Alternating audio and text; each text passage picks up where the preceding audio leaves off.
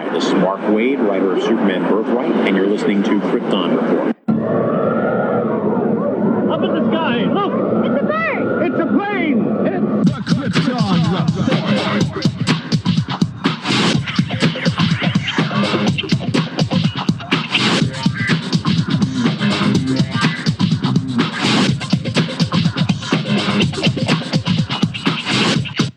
Host Tyler, and welcome to Krypton Report, a podcast dedicated to all things Superman, Supergirl. We're going to look at the Supergirl TV series as well as the Krypton TV series, anything that has to do with the characters in their world. Comics, movies, TV shows. We will talk about everything and anything. We are part of the Southgate Media Group podcasting network. You can find us on Instagram, Twitter, Facebook at Krypton Report. You can also email us at kryptonreportpod@gmail.com. If you get a chance to go over to iTunes, Apple Podcasts, please leave us a review to help us get better. You can find me personal at JTYPatrick on Twitter and everything else. You can buy a Krypton Report t-shirt at tpublic.com. Check it out. They have all sizes, colors, styles of shirts. Just go to tpublic.com and search Krypton Report, and you'll see our logo. And every time you buy a shirt, it helps support other podcasts from southgatemedia.com. Thank you. Enjoy the show. Welcome to the Krypton Report.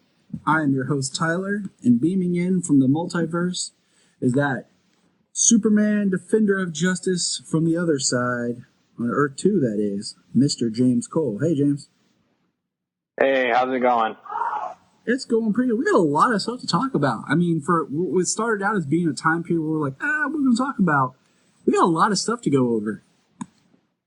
So, yeah, there's been a lot of news recently. So little bits here and there. Yeah, like little tidbits and stuff. So we're just going to kind of jump in. First of all, I want to throw out that we've decided that we're going to do weekly reviews after 1,000.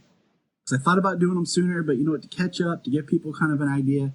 We might do them on YouTube. I haven't decided yet, but we're going to start doing weekly reviews after issue 1,000. So there you go. Something I've been wanting to do for a while. I've just been lazy about because, things happen.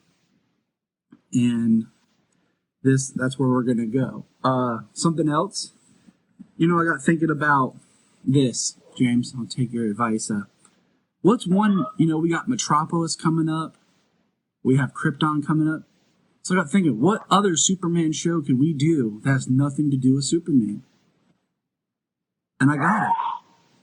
Lifetime Television presents The Kents. See the story of young Jonathan as a farmer in a small town as he tries to court Martha. And then learn to the king. Martha Clark from the big city, studying to get her law degree correct. This small town farm boy falls madly in love with a girl from the big city, and then rushes her away to rural Kansas. It teaches her home values as he struggles with his family's farm. Witness the rise of Jonathan Kent in The Kents. Right? That's the new This Is Us right there. So that's my pitch for a show. Yeah, I just thought that was fun. Okay. I'd give it a shot. Supergirl news. We got that and my link isn't loading, but that's cool. Doesn't always have to. An actress is coming on board to play a doctor. I don't recognize the name from the comics, so I'm not sure, but I guess she's going to have some sort of an arc in the latter half of Supergirl. My link's not popping up here, so I'm not sure the actress's name. Angela Zhao. Okay, see, that's why I got Super. I think that's how you might pronounce her last name. The fact that she's a doctor, some sort of surgeon, it kind of makes you wonder if she's going to be around for Samantha's blackouts. See, that is a very, very good idea. That makes a lot of sense. Yeah, because I don't know the actress from anything, and then just the very short blip that they give of who she's going to be. That's the only thing that made sense to me. A professional. It makes sense just because that's kind of where they're going, especially with the end of where Miss Luthor talks about, she knows what's going on with Sam and she's going to help her. So, yeah, makes sense. I'm game.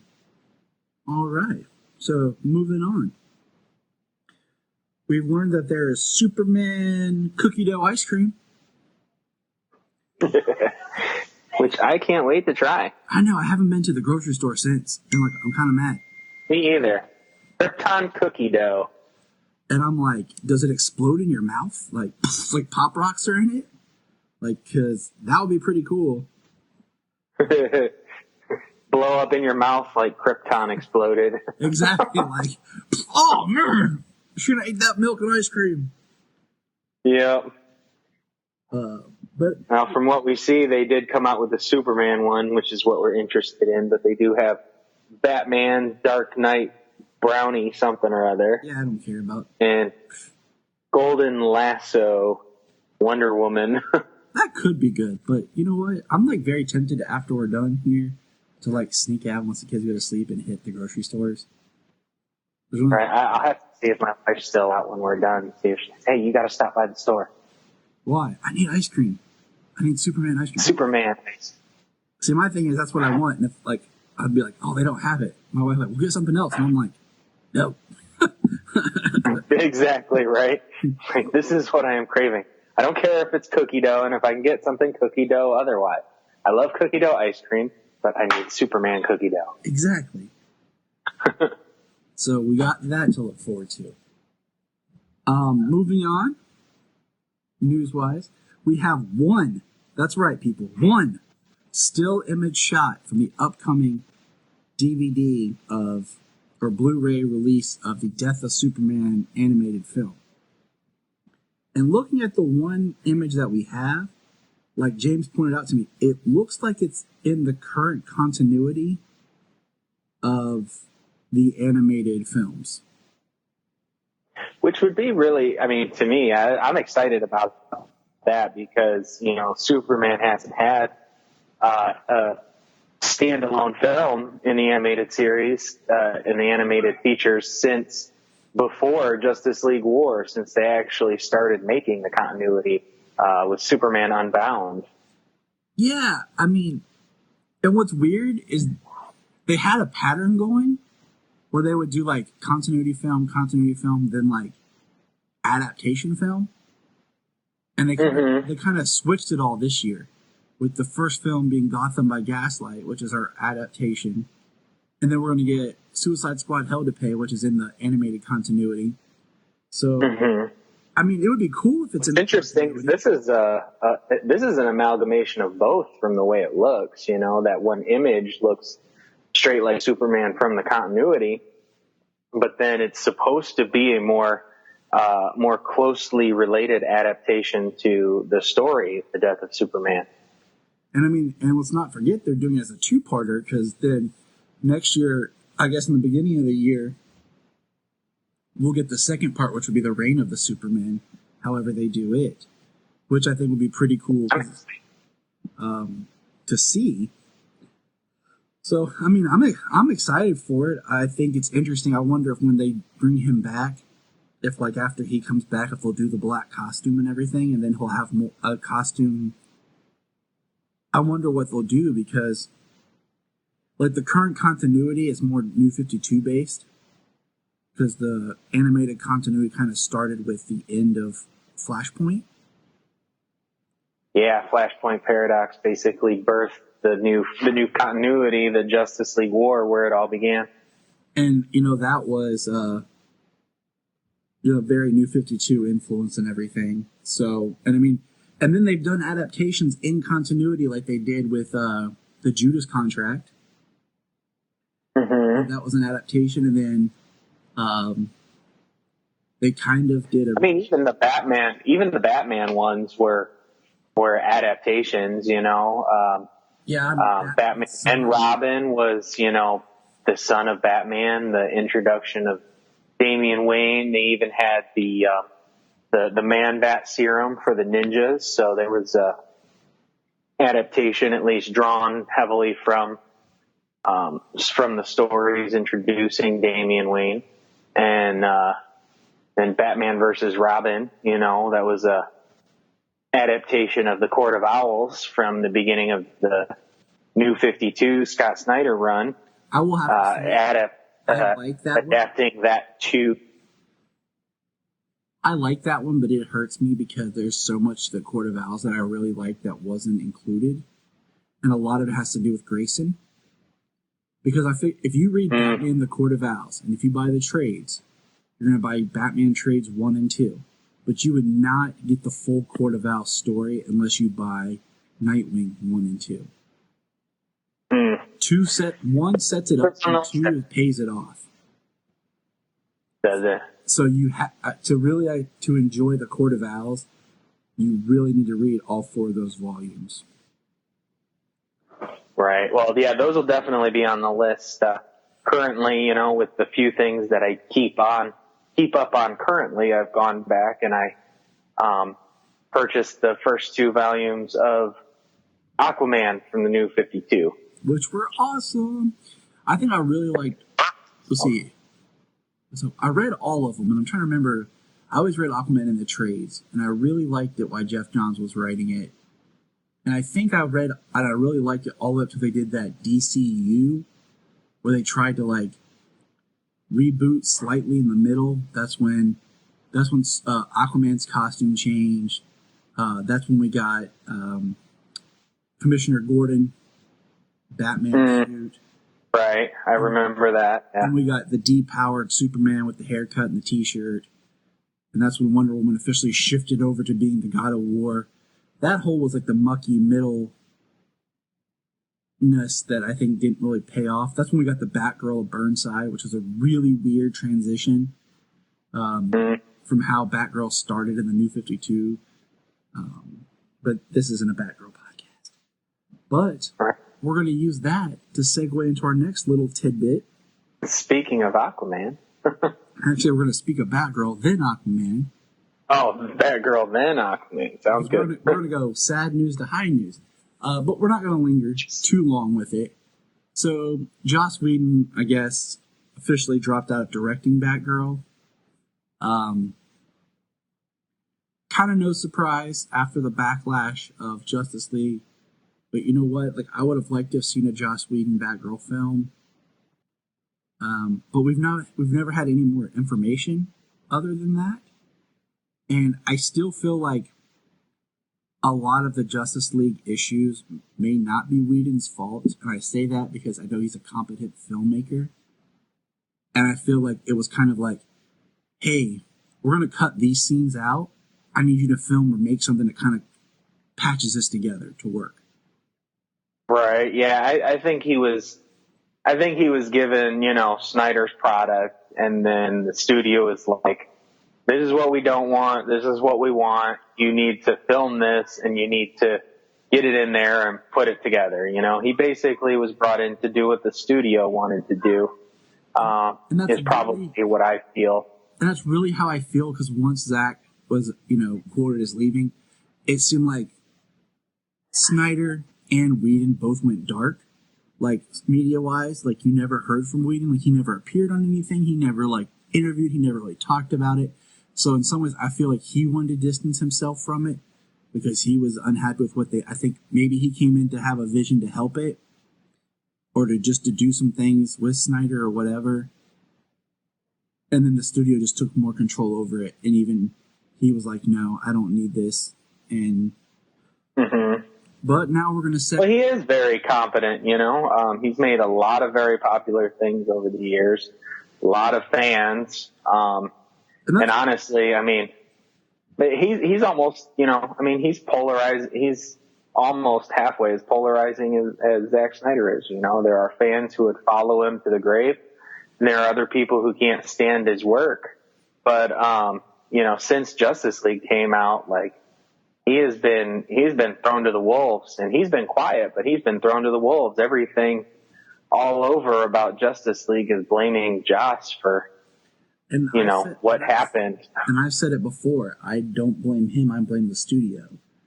And I'll continue to say that because you don't tell someone, oh, we approve this script because a script is a certain size and it's estimated that roughly 1 page of script equals about 1 minute of film. It's a way to kind of judge things.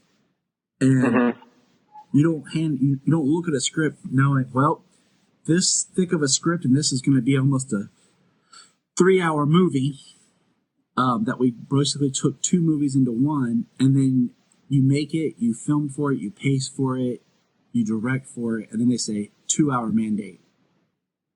You just lost about a third of your film now.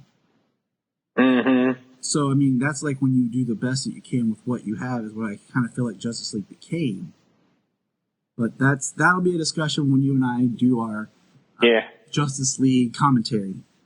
But now, back to what you were saying, is I guess there was a test screening of Aquaman, and it's coming out being praised.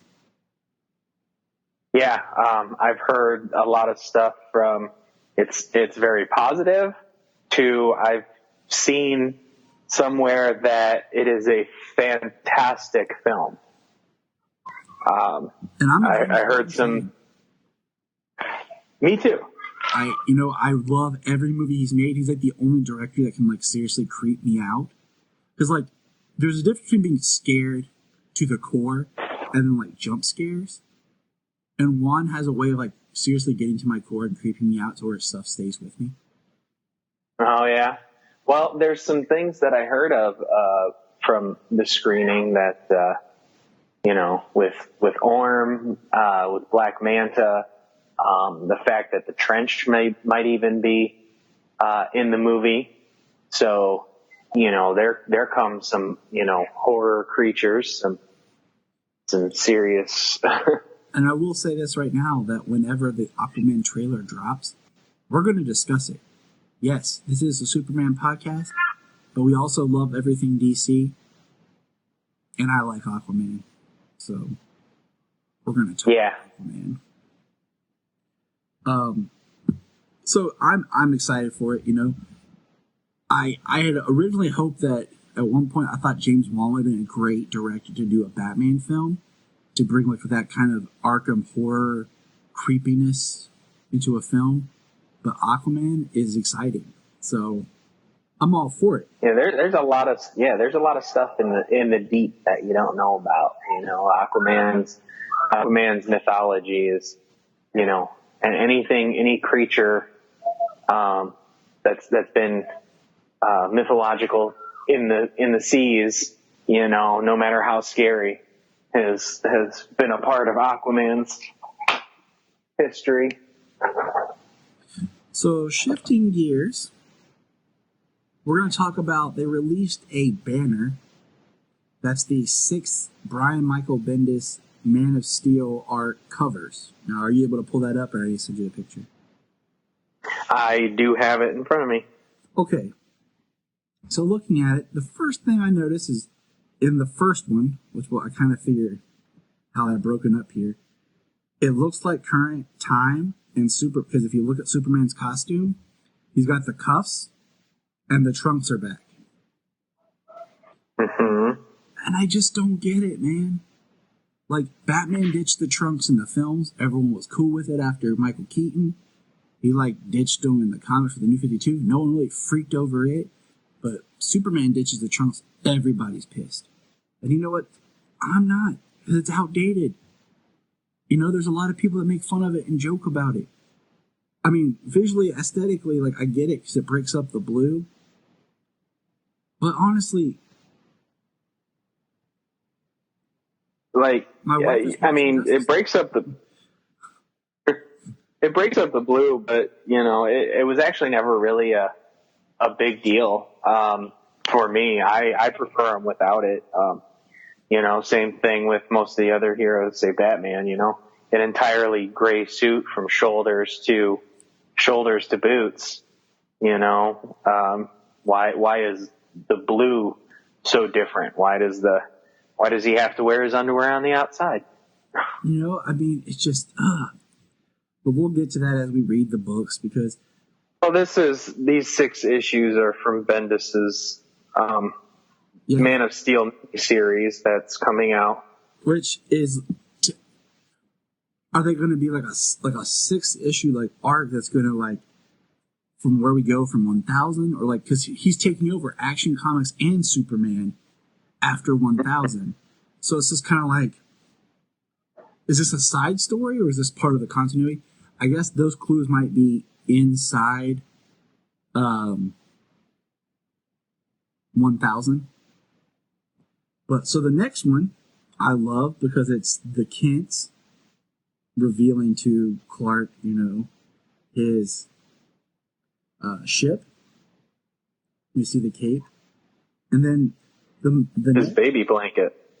Yeah. And see, I've always wanted in a Superman film to have, this has been in the comics, but I've always wanted Jor-El to be wearing the red cape. And then when he puts Clark in, he takes it off and wraps his son in it. Like, I've always wanted that in live action. Because, like, it ties back to, like, why he wears the cape is because his people wore it. And it makes it even more special that it was his father's. So if you want to do a storyline where Martha creates the suit based on, like, the cape, and then, like, the suit can get tore up, but the cape can't because the cape's Kryptonian material, that's fine. But I always just thought that would be a great visual on film. Like, I've never been completely happy with a live-action Jor-El either. That's a whole nother debate. I thought Russell Crowe's the closest, but other than that, like, I've never liked a live-action Jor-El. Yeah. I mean, Terrence Stamp did a great job as an ethereal voice for Jor-El, but you know, that's after he's been dead. That's not the person, you know. And then he was live action by Julian Sands. So it makes no sense. And okay, when you read a Superman comic, Clark's supposed to look like his dad. Yeah. I don't see Tom Welling coming from Helen Slater and Julian Sands. For real, seriously. You know who I wanted to be Jor-El? And before they announced it for Man of Steel, I was watching what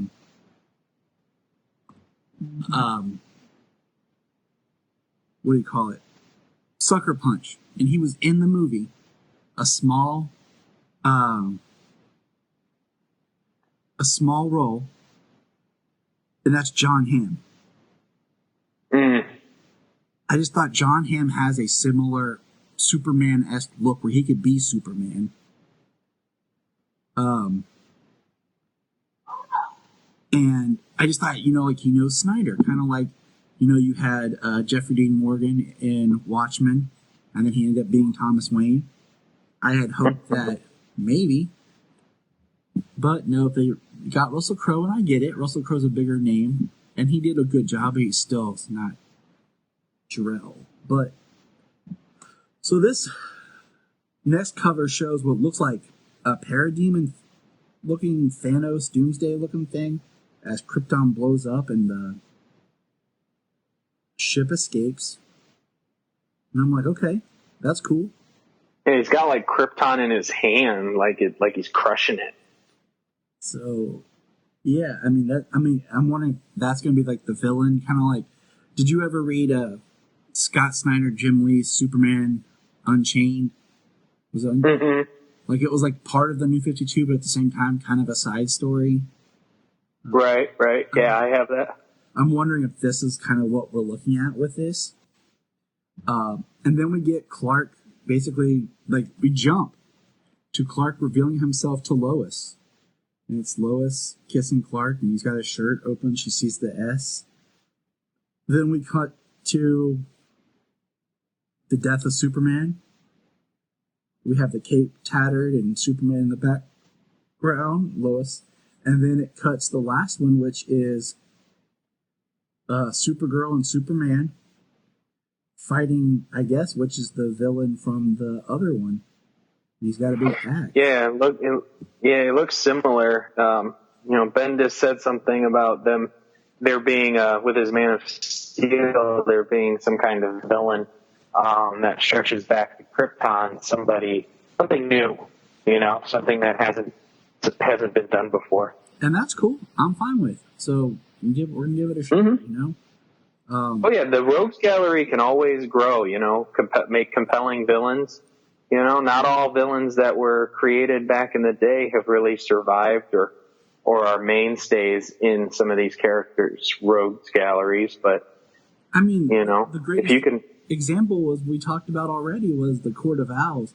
Was created in 2011. Has become already one of Batman's most popular new villains. Mm-hmm. So it's possible, absolutely, that a worthwhile new rogue is going to be created with this. I hope so. It's been a while since Superman's had a new rogue introduced. That's actually been good. I think Doomsday might have been the last main one. Maybe. I'm trying to think here. Alright, let's pull up here. Now we're going to go to... They released the Action 1000 variant covers, which is supposed to be 8 covers, each one representing one of the decades of Superman, each by a different artist. Now, last time I checked, the cover for the 1980s one had yet to be revealed and was not part of this. So we'll just have to talk about everything other than the 1980s. Yeah, I still haven't seen it either. So do you have the covers pulled up? I do. All right. So the first one I like. This is the 40s Superman. 1930s. Yes, 1930s is the start. Okay. Right. Things. And I like it. It's like he's getting shot. He's like knocking down columns, it looks like. But I'm also kind of like interested that it's not more of a representation of like his original costume from Action Comics #1. Mm-hmm. It looks more classic, traditional. I love the artwork though. And the 1930s is by Steve Rudd. And it just looks more like Superman, like some kind of cult, just some kind of... Yeah, he's breaking up a cult. Yeah, perfect example. The next one, done by Michael Cho, and it's for the 40s. And it's Superman, looks like he's jumping, and he's getting shot by a tank. And it kind of reminds me a little bit more of the Darwin Cook Justice League New Frontier Superman. Mm-hmm. And I like it. The suit looks a little looser. Looks kind of like it, it would be a different style. It's definitely World War II. Smash the Axis. Buy war bonds and stamps. I think it definitely reflects to me more of that era, that style, and even with the top little Superman up in the top corner, breaking the chains with more of the old style S. And then, more of a triangle almost. And the next one is, Superman in the 50s, which is, it's cool. I mean, I don't know, like, it's just him. It's Dave Gibbons, so it's, the man helped responsible for creating Watchmen. The art's great, but he's getting shot by these little Martians. Wasn't the 50s when comics started to go campy for the comics, the comics code? Yeah, you have in the 50s and 60s where, and I mean, everything was about,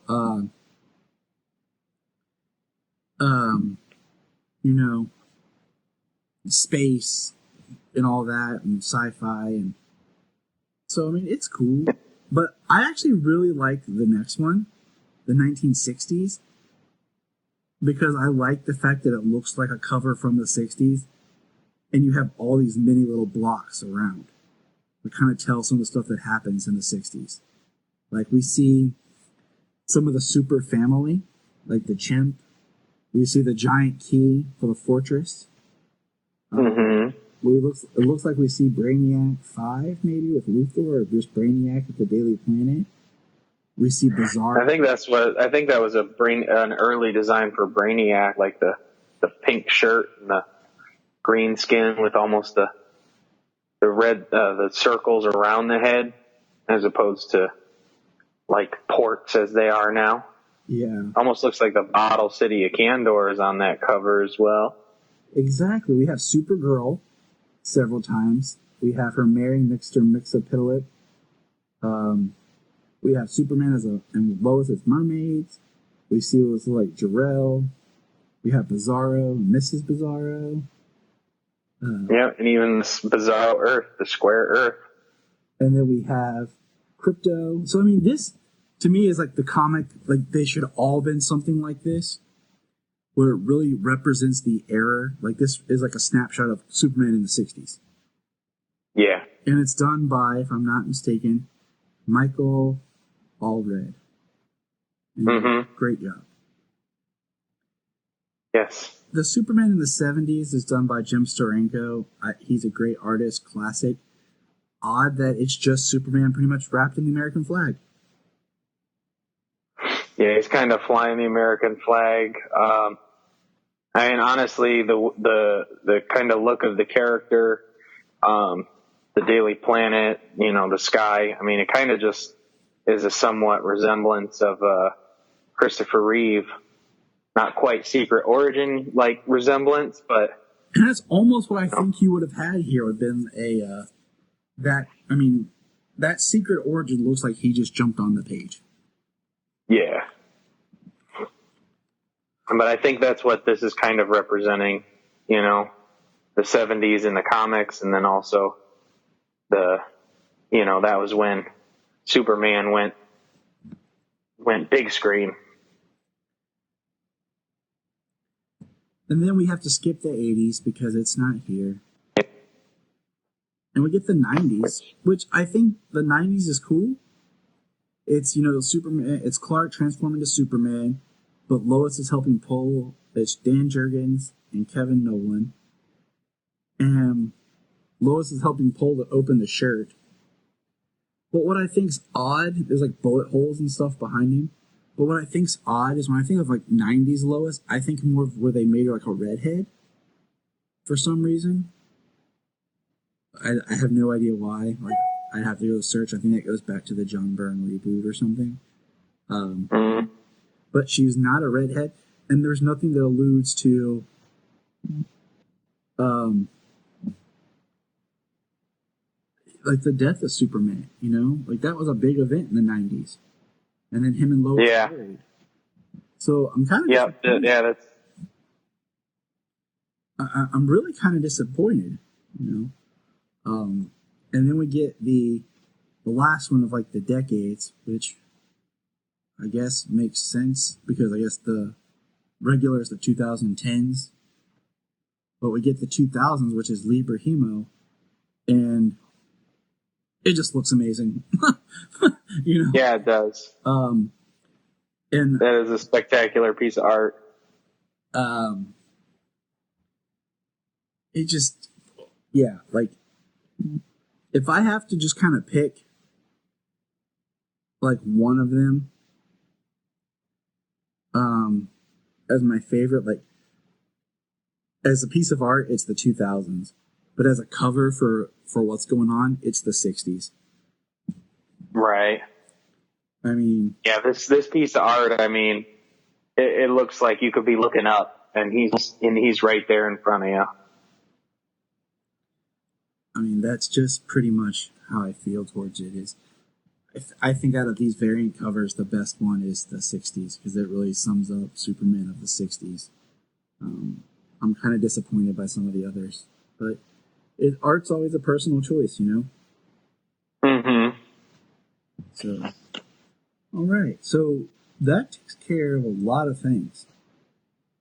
And now the next thing we're going to kind of do, something we've been wanting to do for, I don't know, ever, is we're going to look at Oh, wait. 5 years. Wait, hold on. One more thing. Oh, my bad. We got our first look at the main villain for Krypton and the trailer, and it's Brainiac. And does it look awesome? Oh, yeah. Yeah, Brainiac looks great. I mean, green skin, he looks full solid black eyes. He looks like Brainiac from the page. I mean, no offense, I thought the interpretation of like a liquid metal Brainiac was cool in Smallville. I have not been really happy with any representation of Indigo or Brainiac on Supergirl. I thought they both kind of looked cheesy. Right? You've seen cosplayers do better. Yeah, like, and I get that it's Brainiac 5, but his wig looks horrible. Yeah, it definitely looks like something like a prosthetic up on the front of his forehead and wrap around his head with a wig. And Indigo looks like a really bad Mystique cosplay. Right. But man, this Brainiac just looks like it's gonna like walk in and beat the crap out of you. Like the plugs in his head, like he looks like he's some sort of weird biomechanical, and it's just a headshot and chest. And I mean, in the trailer we hear his voice, which is deep and scary. We see his skull ship, and I like. So I started watching the other night. Solomon and I were watching the Superman animated series, and you know, in that Brainiac is on Krypton and helps Krypton be destroyed. But I like the idea that it's outside of Krypton. He's like a space villain that threatens everyone. Because I always hate when Superman's villains originate or come from Krypton. I like when they're otherworldly, and because he's on Earth, it gives Earth a standing chance. Right. Yeah, it's, I mean, Brainiac, in different iterations, he's come from Krypton, but he's, from a different planet that knowledge and science is important, but he even went far beyond that, having his body adapted to a lot of machinery. And in the trailer, like you said, they showed his ship, but it also looked like they showed like him, and he's like wrapped up in some sort of material that his ship is made from, and it kind of resembles the shot of Brainiac all wrapped up looking at Superman off the cover of that Jeff Johns Superman Brainiac story, which is amazing. And even, I mean, in the trailer there's I think there's two different versions, because one has cut scenes with Jeff Johns and I'm drawing a blank. David Goyer. Yeah, David Goyer, that guy who directed Blade 3. Yes. But he did write Man of Steel. Yeah, but you know what? We're going to watch Man of Steel. There's some things in it that I think could have been better. And then there's some things that I guess that were set up in Man of Steel to pay off in Justice League that didn't happen. So I don't. You know what, though? Actually, just quick little thing. You know how Christopher Nolan just did his Dark Knight trilogy before that, and he had a lot of influence on Man of Steel. And people were questioning, like, if he would have gone full in and started launched the DC universe, say with Man of Steel. And I mean, I loved it that Zack Snyder's one of my favorite directors. So, I really love Man of Steel, but, Chris Nolan definitely has had his feet in science fiction films, since his debut. I mean, is it Memento, Interstellar, Inception? He's had a lot of sci-fi interests, and the way that Man of Steel came across as much of a sci-fi film as a superhero film, I think he could have Chris Nolan could have definitely done an interesting take on Superman. I think so too, but I think it's kind of hard in some ways to tell a Superman and Batman. And I know that Snyder, I think, did a good job with both of them, but I feel like in some way with BVS, he wanted to tell more of a Batman story than a Superman story. And that's a conversation for more later. But I wish we would have another Superman film before BVS, because I felt like BVS was very Batman-sided.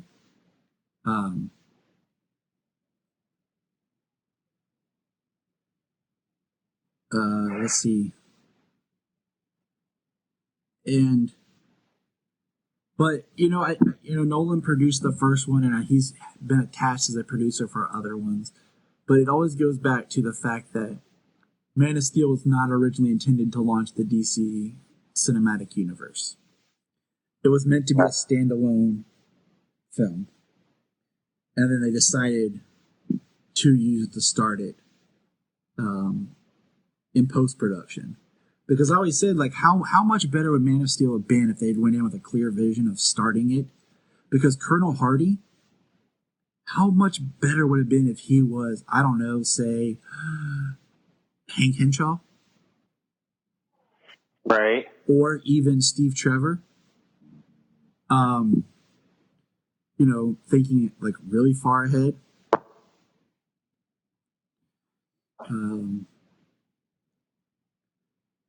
So, I think Hank Henshaw would have been great, because I like Christopher Maloney, and that could have been something that was brought in later. But anyways, let's get to the fun part.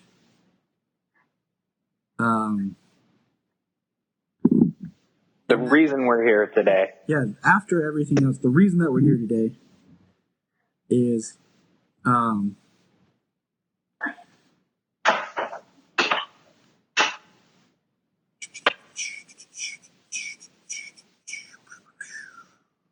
on, it's loading. We represent the Lollipop Guild. The Superman 75 cartoon. We're going to review it because this podcast wasn't around when the 75th anniversary happened, and it's a great snapshot in the history of Superman. It's only 2 minutes and 12 seconds, or 2:14, and it was released the 75-year anniversary, which was the same year that Man of Steel came out. And since this year's the 80th anniversary, it's good to look at this early, so that when we get whatever comes out of Comic-Con or around that time of the 80th anniversary, we've already looked at the past. So, are you able to watch this with me? Do you want to watch at the same time? Sure. I have it ready to play. All right. Where are you at, a black screen, or are you seeing anything? Black screen. All right. 0. All right. I'm all at zeros. I have my sound turned off though, because I can't remember how it always works with sound bites and copyright. Yeah. So kind of makes me want to play it loud though, so they can hear the John Williams and Hans Zimmer. Anyways, I have this isolated as an audio track, and I know exactly where in this it switches, but it beautifully goes from the John Williams score into the Hans Zimmer score. And it does. And I like some of the things that Danny Elfman did with the Justice League music, but I think he could have done better. I think if he could have just analyzed more of what came before and incorporated what's already been done in this universe, he could do it, because this proves right here that you can blend the two things together. Enough said with that. Are you ready? We're going to press play. Are you ready? Yes. And play. We're off a second or so. Oh well. So what we're seeing is a pull-out shot of the Action 1 comic, and then it comes to life. And we have Superman running towards us, crowd cheering, and not to mention leaping a tall building in a single bound. And then it goes like into like those, and then like it Fleischer cartoons. Exactly. And when he starts to fly. And then we get a flying scene into the George Reeve flying, landing on the Planet and the Jimmy Olsen. I'm still always amazed by this because we're jumping decades. There's Brainiac and Kandor, Bizarro. Like, we're jumping decades, but it's so beautifully smooth and telling a story. Supergirl, Crypto, the Super Chimp, Mr. Mixapitalik. We're on Smallville. The 60s with Andy Warhol, the Super Friends, into like the classic Neil Adams cover, then him fighting Muhammad Ali. Then there's Chris flying, doing the fly, smile, wink, cheap video game. And then we're in the 90s. Right into, 90s Doomsday. And then the Reign of the The Death of Superman cover. And right here, the black suit to the blue and red is the Hans Zimmer. It's the animated series. And then we just kind of get a Kingdom Come and a Smallville Tower, which kind of depressed me. And then we get the New 52 suit fighting Darkseid. And then Which is pretty epic. And then he shoots him and he falls into the bank vault into the Henry Cavill Man of Steel suit. Yeah, I like that. The Omega beams, and it sends him right into the giant safe, and it's Henry Cavill. And it says 75 years, and it's great. The only thing I can say about this cartoon is, as many times as I've watched it, is there's really no allusion to Lois and Clark, no nod to the TV shows of Superboy, and I kind of would have liked something better than a tower that says Smallville. Like maybe somehow like Clark on the Scarecrow, or him running or something, and that's all. If I have to have a complaint, that's all I'm going to throw out there. But everything else is very well represented and shown. I mean, I could watch. Yeah, they go very. Over. Yeah, I mean, I've seen it a number of times. They go through so many decades. I mean, it's not every piece of medium that Superman's ever been in, but, they start in 1938 and they go to the 40s and the 50s. I mean, they hit the 60s, the 70s, all the way up through the 2000s animated series and the Man of Steel. I mean, it's a very, very packed 2 minutes worth of 75 years of history. And I mean, it's amazing. I've watched it multiple times, but I could still, watch it again and again and again and again. And it never gets old. Like, I really enjoy it every time. And it just, I think what's interesting in it, recently, to all the listeners out there, James watched the documentary, which we're going to cover later on. Look Up in the Sky, the history of Superman, which covers the origin and all Superman information from its creation up until Superman Returns.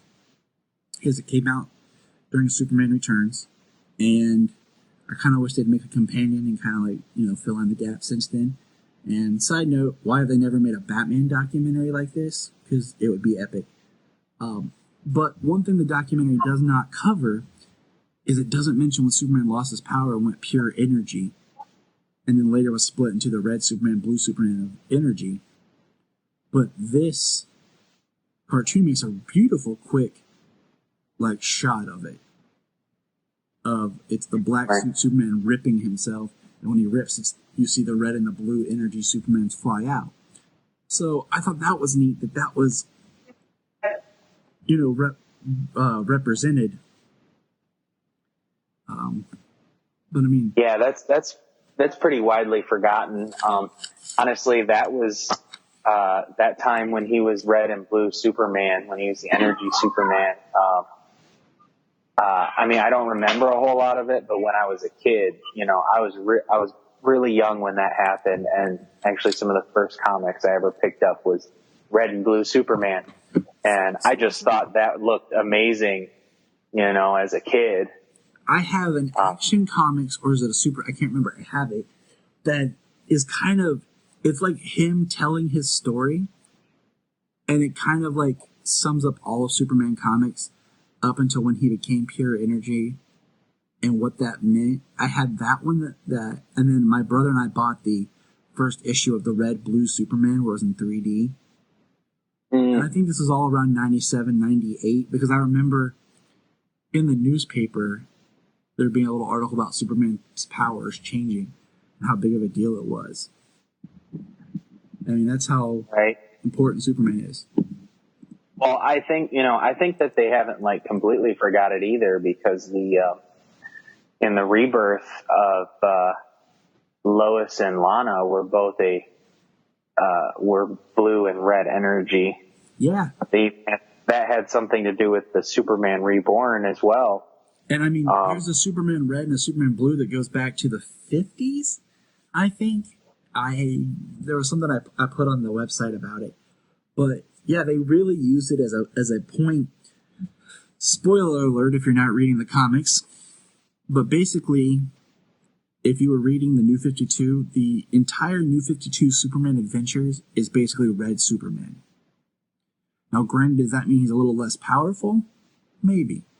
And then the other Superman, the post-crisis that ended up on Earth through Convergence, who ends up on Earth, who's raising his son and eventually became the Rebirth Superman, is Superman Blue. And then in the Superman Reborn storyline, the two Supermans are combined, and when they're combined, it restores the timeline of DC and basically makes everything that happened before the New 52 and everything in the New 52, it all happened. I don't know the logistics of how that would work in someone's brain or the timeline, but that's why Superman's been such a key to the rebirth to New 52 and then into Doomsday Clock. Woo! Yeah, I see here, I got something pulled up here about 1997 was the split of the electric blue and red Superman, but also is 1963. There we go. Superman number 162, July 1963. The original Superman Red, Superman Blue tale. See, look at this man. He's on it. You gotta love Google, how fast you can find out some information. Yeah, you're telling me.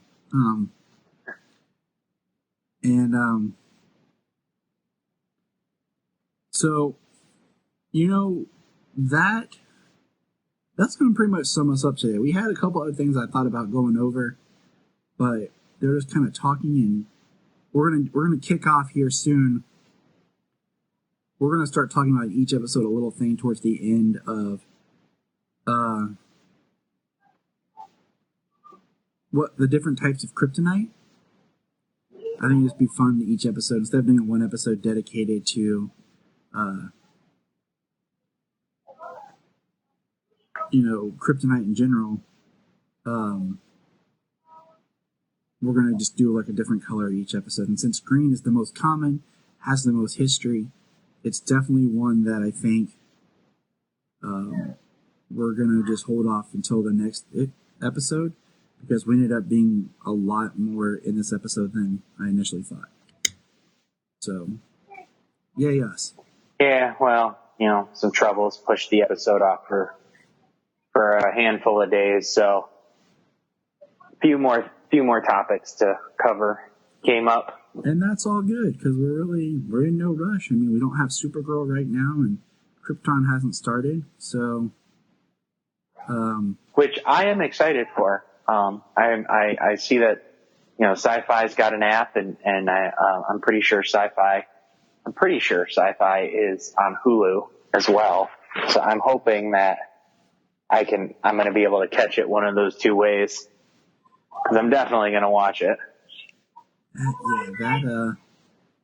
don't want to resort to desperation. Yeah, me either. If I have to, I will, but... All right, James, anything else you want to say, my friend, before we have to part here? No, sir. I think we've pretty much covered it today. All right, this is where we must deconverge, as I return to Earth 1 and you must return to Earth 2 and protect our fellow people. So until next time, James, remember, look up in the sky. You can find us on Instagram, Twitter, Facebook at Krypton Report. You can also email us at kryptonreportpod@gmail.com. If you get a chance to go over to iTunes, please leave us a review to help us get better. If you're an Amazon shopper, just remember you can go to southgatemediagroup.com. There's a portal, log into Amazon, and you'll shop into your account just regular, but it also helps keep all the podcasts on and helps keep Southgate running. Remember, look up in the sky.